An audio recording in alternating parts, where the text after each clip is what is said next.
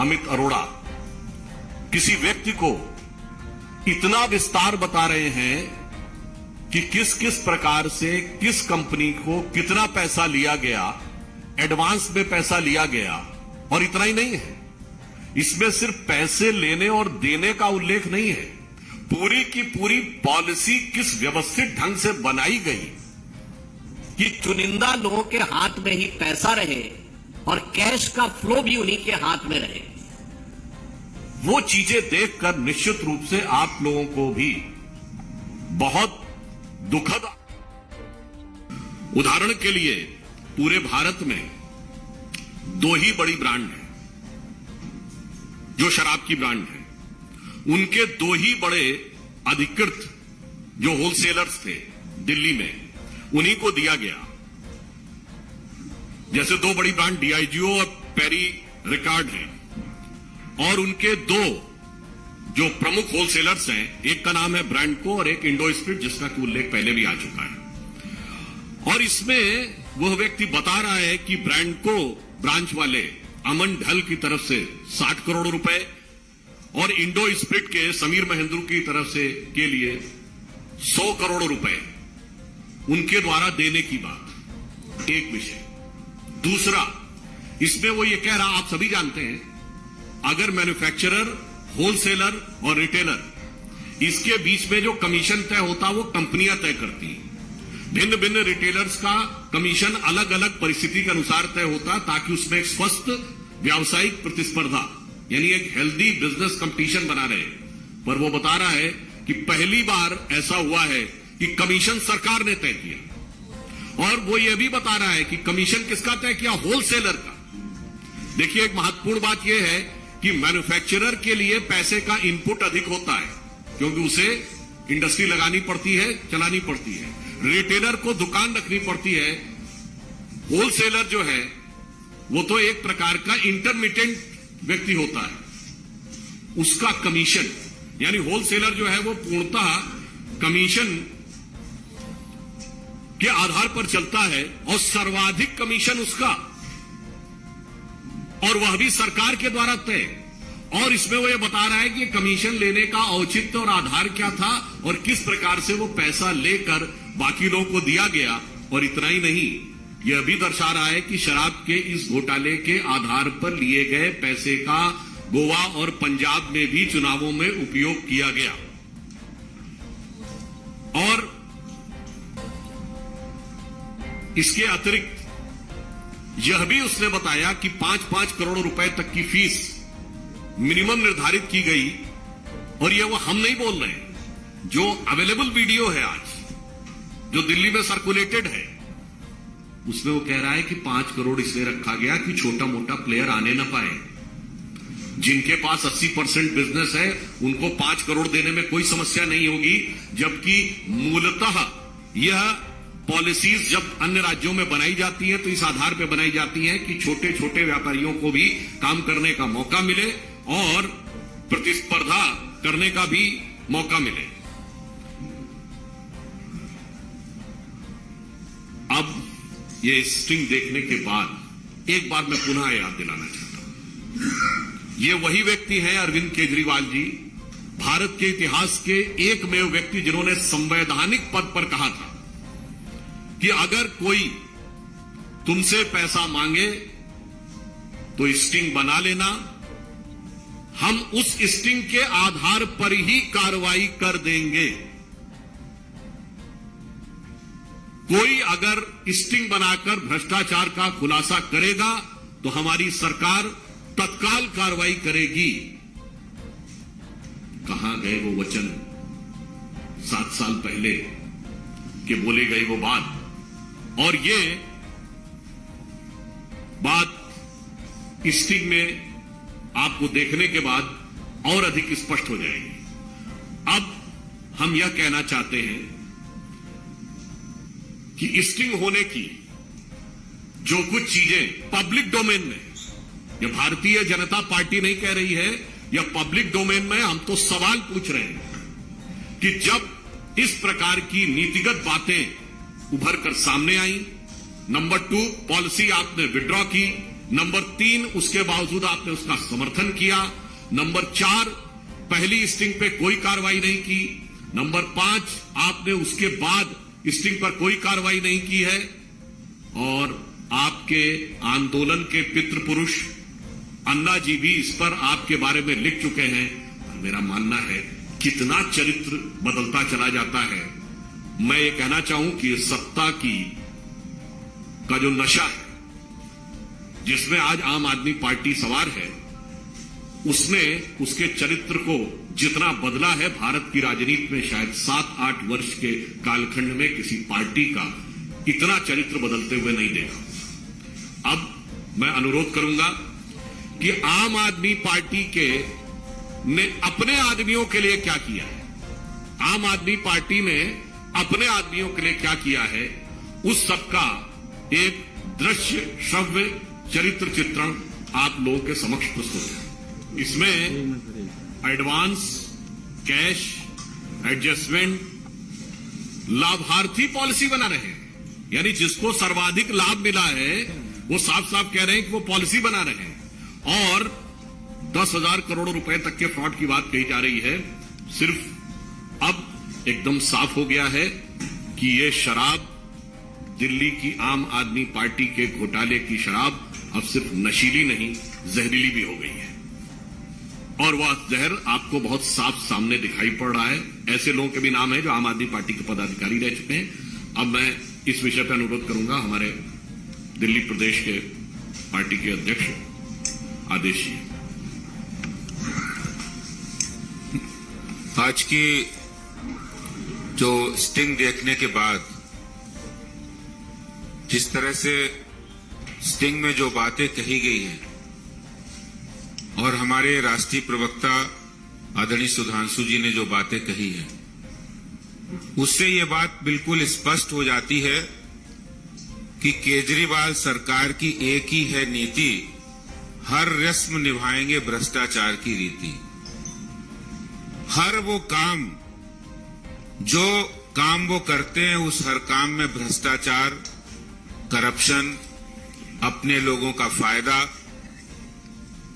कैसे उन्होंने दिल्ली के राजस्व को हानि पहुंचाकर, दिल्ली के राजस्व की लूट और चोरी करके उन्होंने जो राजस्व 165% आता था, दिल्ली में शराब की बिक्री 15,000 करोड़ रुपए के लगभग होती है, 165% राजस्व दिल्ली के खजाने में आता था, उसको घटाकर 1% कर दिया।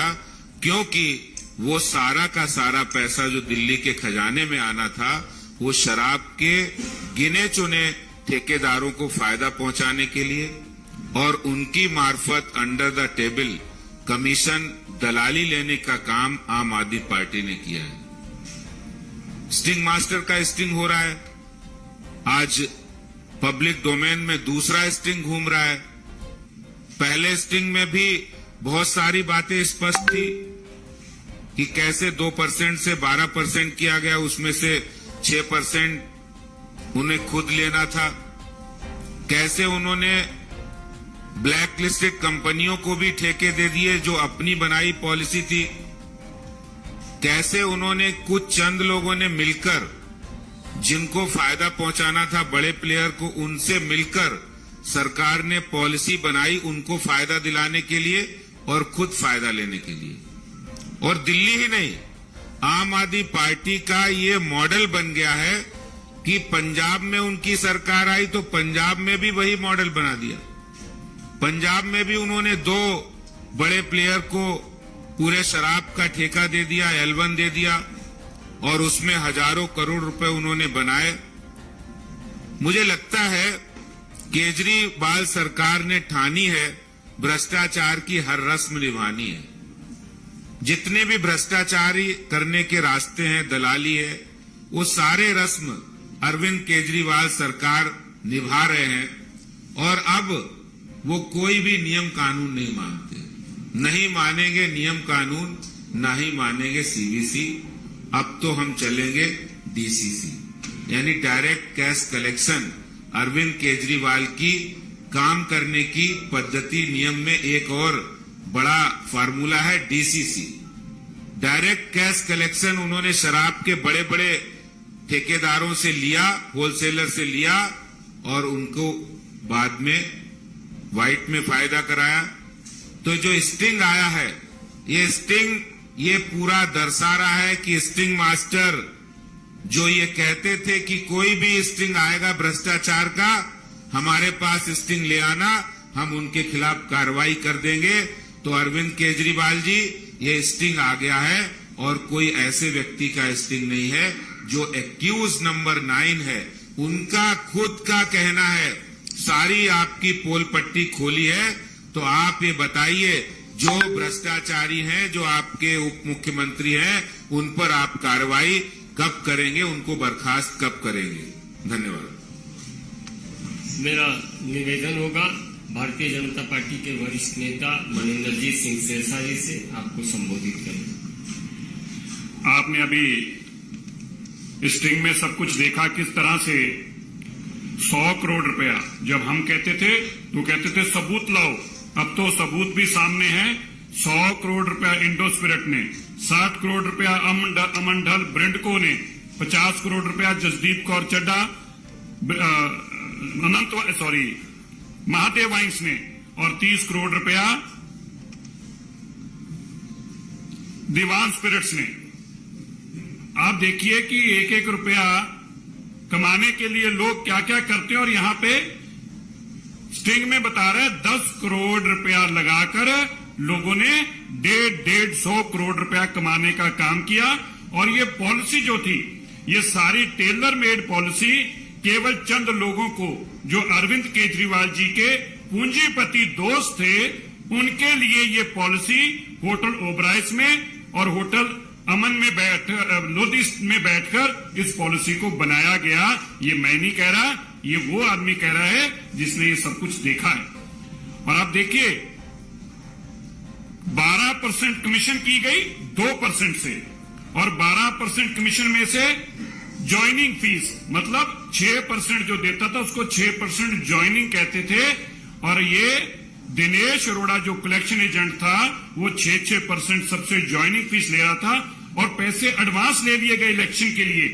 न केवल यहां पर करप्शन हुई, बल्कि सफेद पैसा किया गया, काले धंधे का पैसा सफेद भी किया गया। 100 करोड़ रुपया एडवांस दे दिया गया और वो फिर सारा पैसा कमीशन के रूप में, चेक से 12% कमीशन के रूप में व्हाइट मिलता रहा। सो काले पैसे को सफेद करने का धंधा भी अरविंद केजरीवाल जी ने दिल्ली के अपने पूंजीपति दोस्तों के लिए किया है। और सबसे बड़ी बात मैं आपको बताना चाहता हूं, देश भर की पॉलिसी के अंदर, एक्साइज पॉलिसी के अंदर ये मेंशन है कि जितना भी कोटा होगा, स्टेट का एक कोटा फिक्स होता है, उसको कहते हैं लिक्कर कोटा। कितना है? क्योंकि जितनी एक्साइज कोई दे रहा उतना लिक्कर कोटा होता है। यहां पे लिक्कर कोटे की इस पॉलिसी में एग्जेम्पशन दे दी गई, ताकि 165% की जगह 1% ड्यूटी कर दी गई। और जो शराब की बोतल दिल्ली के ठेके पे 550 की होनी थी, वो 250, 250 रुपए की बिकी। और उससे क्या हुआ, देश भर की जो ब्लैक करने वाले लोग थे, धंधा करते थे ब्लैक का, उनको सबसे सस्ती दारू दिल्ली में मिलती थी। तो दिल्ली शराब की ब्लैक करने वालों का अड्डा बनाने का काम अरविंद केजरीवाल जी ने किया है। और आप सुनिए, 4 लाख बॉक्स शराब बिकती थी दिल्ली में। अरविंद केजरीवाल कहते थे, मनीष सिसोदिया कहते थे, ठेके नहीं खुल पाए इसलिए राजस्व में कमी आई है। ये बड़ा इंपॉर्टेंट है। ठेके ना खुलने से शराब में कमी नहीं आई। अरविंद केजरीवाल जी के दोस्त वो राजस्व उनकी जेब में एक्साइज चली गई, इसलिए दिल्ली को 3500 करोड़ को नुकसान हुआ। क्योंकि पहले 4 लाख डब्बा शराब का बिकता था। इसके मुताबिक, अमित अरोड़ा के मुताबिक 4 लाख शराब का डब्बा बिकता था। अब उसकी जगह 15 लाख शराब का डब्बा बिका है। 15 लाख, 3 गुना ज्यादा शराब बिकी। फिर भी सरकार को 3500 करोड़ रुपए का नुकसान हुआ और पूंजीपतियों को 3500 करोड़ से ज्यादा का लाभ होना है। अब आप देखिए, उसने इसमें यह भी बताया। अब देखिए, स्टिंग में मुझे लगता है कि इसके बाद अरविंद केजरीवाल को मॉरली राइट नहीं रह जाएगा कुर्सी पे रहने का। क्या बोला? इतना ड्रग्स के धंधे में लाभ नहीं है। ड्रग्स इतनी कमाई ड्रग्स में नहीं है जितनी कमाई दिल्ली की एक्साइज में अरविंद केजरीवाल के मित्रों को, दोस्तों को हुई, उतनी कमाई तो ड्रग्स में भी नहीं है। और आप यह भी सुनकर हैरान हो जाएंगे, दिल्ली का तो 15,000 करोड़ का काम दिया ही, पंजाब का, इसमें आपने अगर ध्यान दिया उस स्टिंग में उसने बताया कि केवल 2 लोगों के पास, हम बहुत देर से बात चला चला कर कह रहे थे कि पंजाब का 10,000 करोड़ रुपए का काम 2 परिवारों के पास है। किसके पास है? अनंत वाइन्स के विजय मेहरा और तुषार मेहरा, और ब्रिंडको का अमन ढल और बरिंदर ढल। ये अरविंद केजरीवाल जी के दोस्त हैं। इन 2 लोगों के पास सारे का सारा शराब का धंधा है। और आज इस स्टिंग के बाद दूध का दूध, पानी का पानी, इनफैक्ट अगर मैं कहूं दूध का दूध और शराब की शराब सामने आ गई है।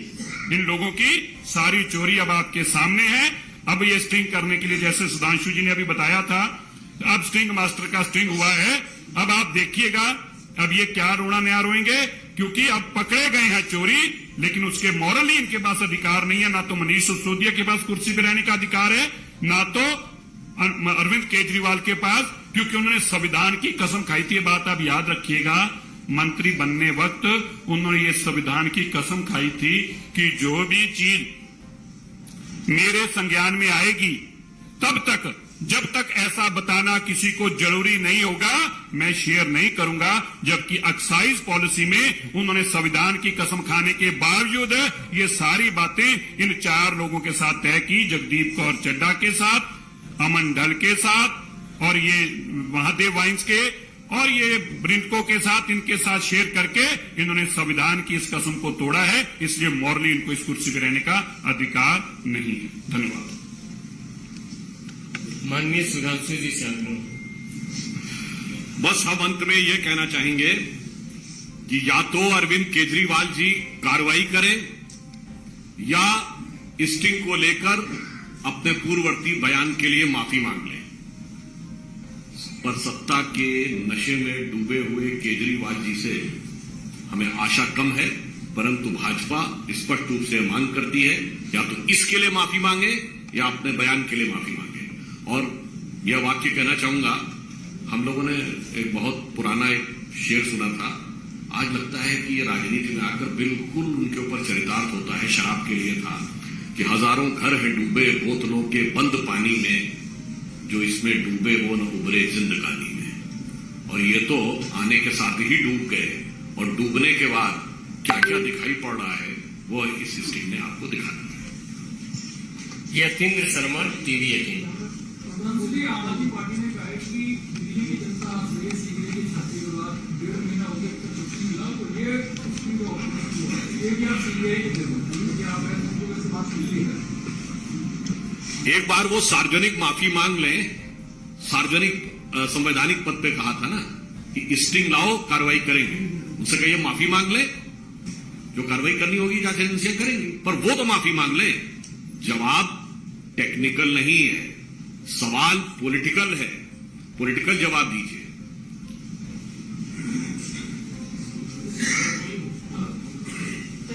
भारत 24।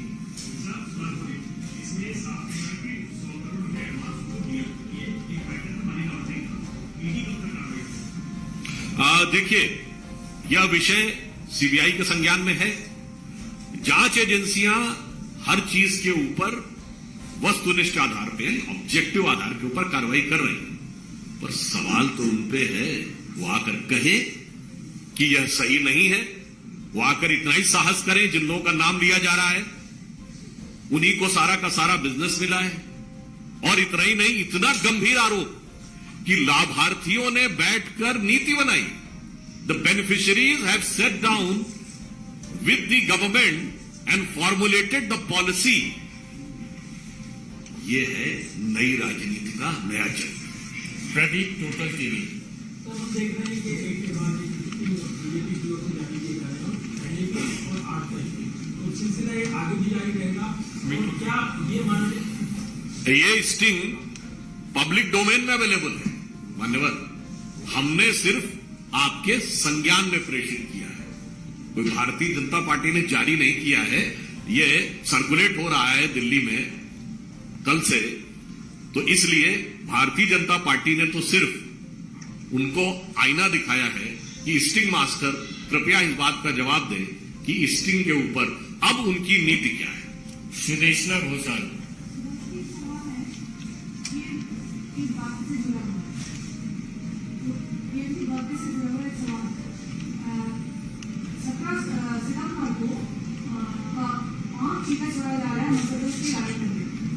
प्लीज ये प्रेस किसी दूसरे विषय पर है, इसलिए मैं मोहित भट्ट, टाइम्स ऑफ। आपकी इस बार 1 बजे आप मनीष सिसोदिया की प्रेस कॉन्फ्रेंस में आएगा, बड़ा हम जो है एक्सपोजे आएंगे लेके आएंगे। तो आपको लगता है कि मनीष सिसोदिया आपके स्कीम का जवाब देंगे? क्योंकि आम आदमी पार्टी यही कह रही है, उनका एक स्टैंडर्ड जवाब तो रहा है कि गुजरात में हमारा जो ग्राफ बढ़ा है, दिल्ली में बीजेपी जो पीछे रही है, उसको लेके ये सारे एलिगेशंस लगाए गए हैं। लेकिन साइड पॉलिसी पे जो भी आपने पॉलिटिक्स सवाल पूछे उनके जवाब अब तक नहीं है।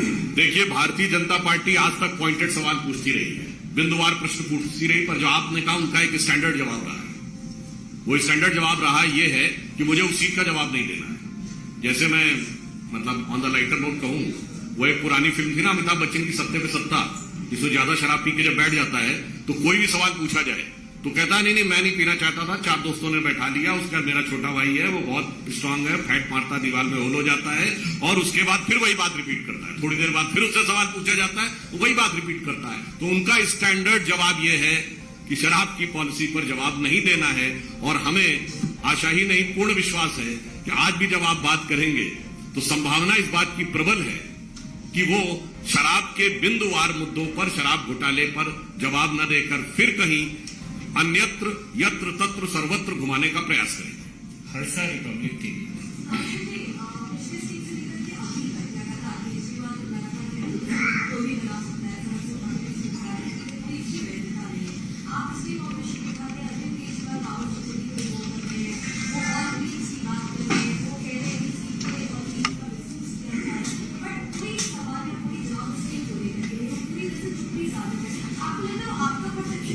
देखिए, स्टिंग का सवाल उनसे इसलिए है कि वो खुद ही एक ऐसे व्यक्ति हैं जिन्होंने स्टिंग की नीति को वैधानिकता देने की बात कही।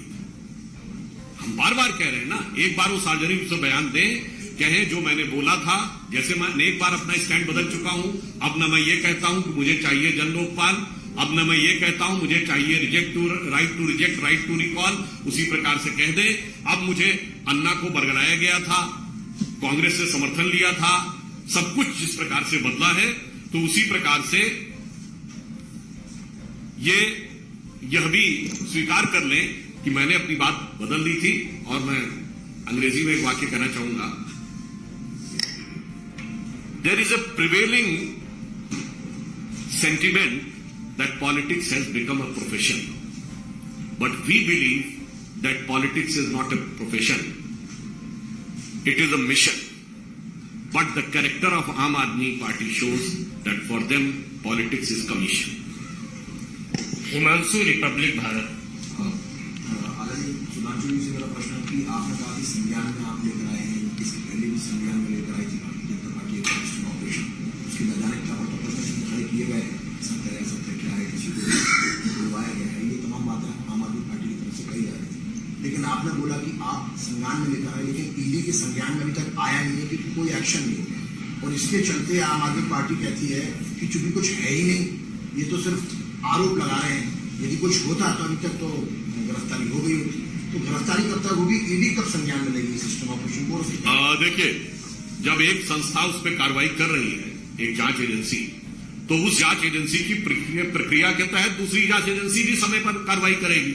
मगर मैं तो पुनः कह रहा हूं, here the question is not just legal, the question is moral and political, and those who try to project themselves as a flag bearer of the highest moral values, and they are trying to dodge the morality on the disguise of और on the pretext of technicality. Sir, एक मेरा तेलंगाना से जुड़ा sir, इससे पहले मंदिर sir और परवेज जी CM की बेटी के उसमें घोटाले में शामिल है, वो उसके बारे में वहाँ का हैदराबाद कोर्ट ने इनको दोनों को नोटिस दिया, वो वो नोटिस अभी भिजवा उनको पहुंचा है या और एक क्या है? ये जो 2 स्टिंग में आप रेज किए ना, ओबेरॉय का बात आ रहा है, वहीं पे ये सब पॉलिसी मेकिंग फॉरवर्ड, मगर यहाँ कहीं भी ये एशिया के बेटी का नाम नहीं होता। क्योंकि उस मसले में उन्होंने वहां से हमारे बोलने पे स्टे ले रखा है, इसलिए इस मसले पे तो हम कोर्ट में ही अपना जवाब देंगे और कोर्ट में सारे हम अपने प्रूफ देंगे कि कौन कौन था इन्वॉल्व था और कैसे कैसे इन्वॉल्व था और कब कब दिल्ली में कौन कौन आता था और किस किस से मिलता था और कौन कौन दिल्ली से जाकर हैदराबाद में किस किस से मिलता था। ये सारी बातें हम कोर्ट में बता सकते हैं क्योंकि तो स्टे है इसके ऊपर। अंतिम प्रश्न है Milan India Today. Milan India today